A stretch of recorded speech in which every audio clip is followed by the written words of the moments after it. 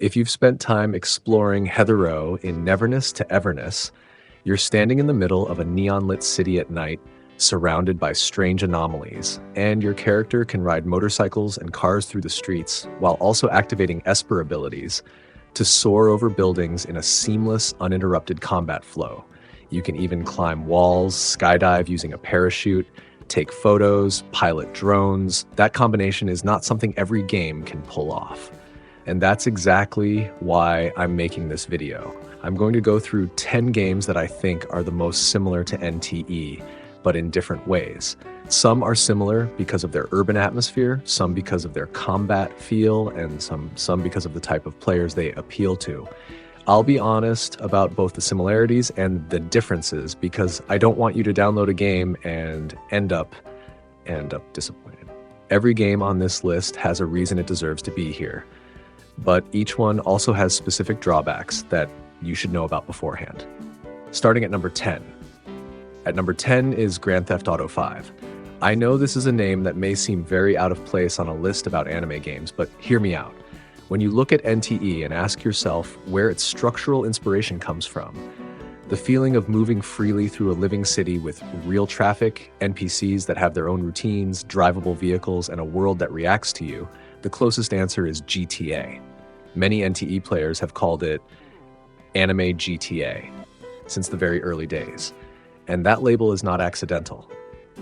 The city of Los Santos in GTA 5 remains one of the most meticulously crafted urban open worlds ever made, with a level of detail and liveliness that very few games have been able to match.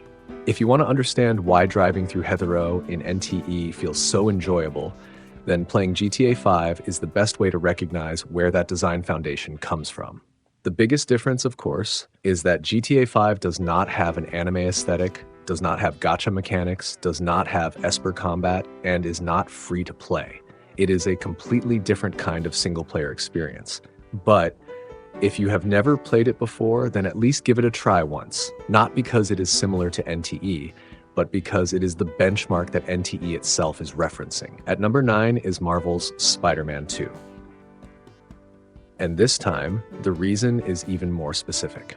Out of all of the games I'm listing today, Spider-Man 2 is the only one that I think has done the best job at something NTE is trying to optimize, that is, city traversal. The feeling of swinging across Manhattan in Spider-Man 2, skimming just above the water before shooting a web toward a skyscraper, seamlessly transitioning between web swinging and aerial gliding without a single loading frame. That is one of the greatest movement experiences in the history of open-world games. NTE is trying to achieve something similar with its Esper abilities and parkour system, and in many moments, it does a very good job. But Spider-Man 2 is still operating on another level in this particular area. The difference is obvious. Spider-Man 2 is a pure action-adventure game. There is no gacha system, no anime aesthetic, and it is only available on PS5 and PC. It is also a finished story-driven experience, not a live service game. If you're more interested in traversal and the feeling of moving through a city than combat systems or character collection, this is a game I would highly recommend trying. At number 8 is Honkai Star Rail. I'm putting it here and I want to be completely upfront about this. It's the game that is furthest from NTE in terms of structure on this entire list. Honkai Star Rail is a space fantasy RPG with turn-based combat. It doesn't have an urban open world, it doesn't have the same sense of freeform traversal, and its setting is completely different. So why is it still here? Because if what attracted you to NTE was its production quality, the character animations, the voice acting, the amount of lore, and the feeling that every character has been given serious attention, then Honkai Star Rail is one of the biggest names currently operating at an extremely high level in all of those areas. Hoyoverse has a massive ecosystem and they know how to keep players invested for the long term. If you're playing NTE because you love narrative depth and strong character writing, then Star Rail is worth trying at least once. But don't go in expecting to find an urban open world because you won't. At number 7 is Infinity Nikki. This is another title that may seem unusual on this list, but it actually makes more sense than you might think. Infinity Nikki is an open-world styling fantasy game built on Unreal Engine 5, featuring a vast world that is so beautiful that sometimes you'll find yourself stopping just to take it all in. The connection to NTE isn't combat. Infinity Nikki has almost no traditional combat at all, but rather the sense of exploration and its visual direction. Both games place a strong emphasis on aesthetics, outfit systems, and creating a world that you genuinely want to live in, not just fight your way through. If you enjoy the daily life aspects, housing systems, and relaxed exploration in NTE more than the combat itself, then Infinity Nikki is likely going to be a great fit for you. If you're playing NTE primarily for combat and action, then this is probably one you can skip. At number 6 is Genshin Impact. It hardly needs an introduction.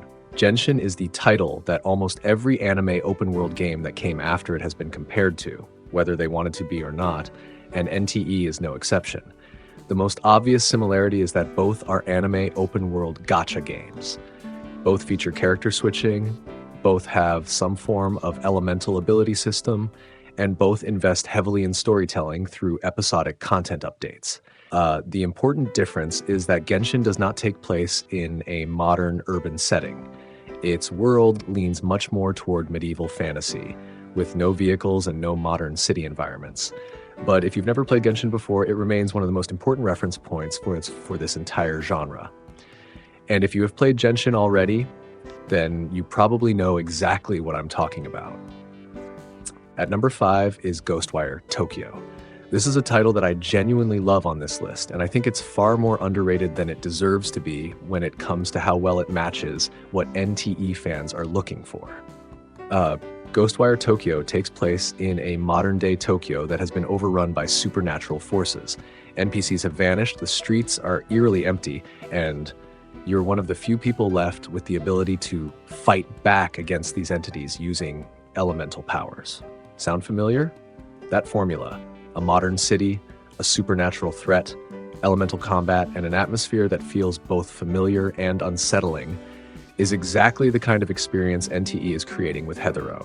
Ghostwire doesn't have a traditional anime art style, it doesn't have gacha mechanics, and it's a much more linear experience overall. But in terms of atmosphere and core concept, this is the closest game to NTE among all the non-gacha titles that I know. If the supernatural city vibe is what attracts you more than the gacha mechanics, then this should be your next destination. At number 4 is Tower of Fantasy. And this is a special case because Tower of Fantasy and NTE share a direct connection. Both games were developed by Hotta Studio.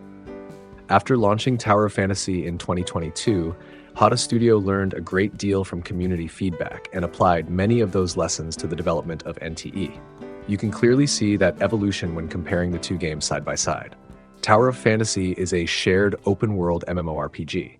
Its world is expansive, but it leans much more towards sci-fi fantasy than an urban setting, and its combat system is built around flexible weapon switching in a way that differs from NTE.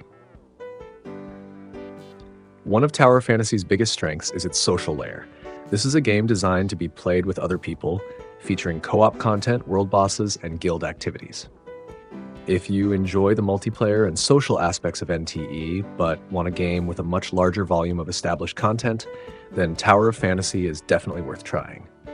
Think of it as a stepping stone, or as a sketch of what Hotta Studio has been trying to refine and improve with NTE.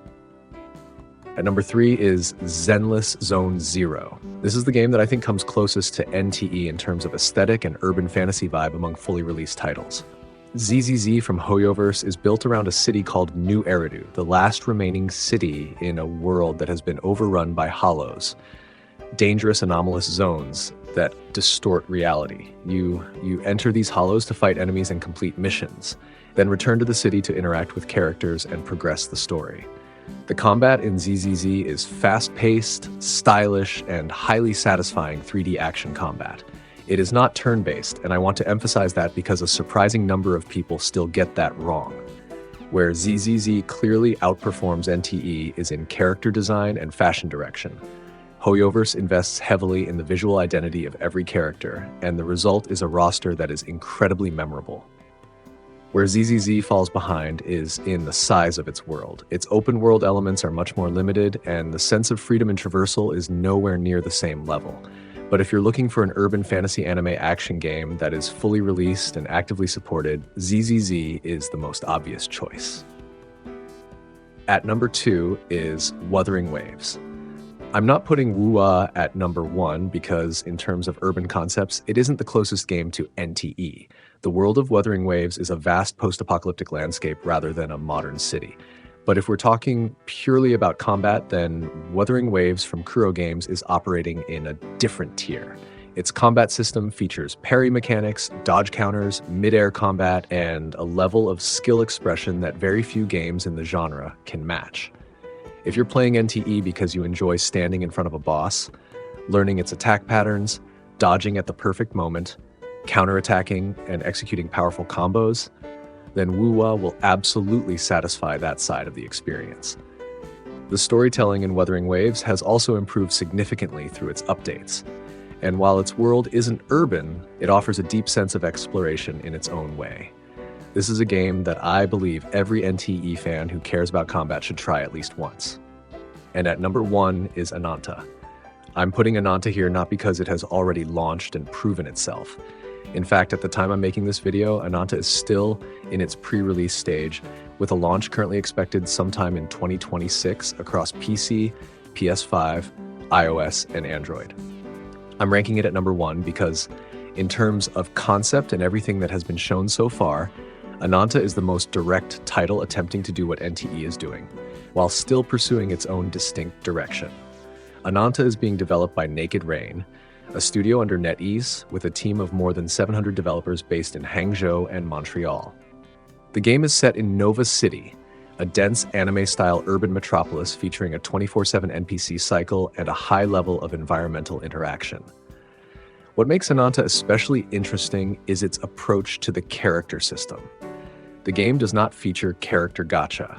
Every member of your crew is recruited through story progression and open-world encounters. There are no banners, no pity systems, and no pressure to spend money in order to obtain characters. That is a significant departure from the conventions of the genre, and if it's executed well, it's one of the main reasons I believe Ananta has enormous potential. In terms of gameplay, Ananta features a movement system known as the 3C system, allowing players to explore the city in multiple ways, on the ground, through the air, and through additional methods that the developers have not fully revealed yet.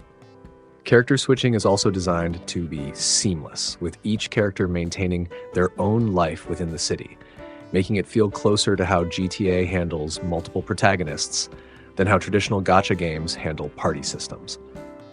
Now, I do need to be completely clear about one thing. Because Ananta has not officially launched yet, everything I'm talking about is based on demos and publicly revealed materials, including presentations shown at Tokyo Game Show 2025. Any of these features could change before release, but based on everything we've seen so far, Ananta is the game I'm watching most closely in 2026, not because it's guaranteed to be great, but because it's betting on a vision that is closer to NTE than anything else currently in development. That's my top 10. To summarize it quickly, if you're playing NTE for the combat, Wuthering Waves should be your priority.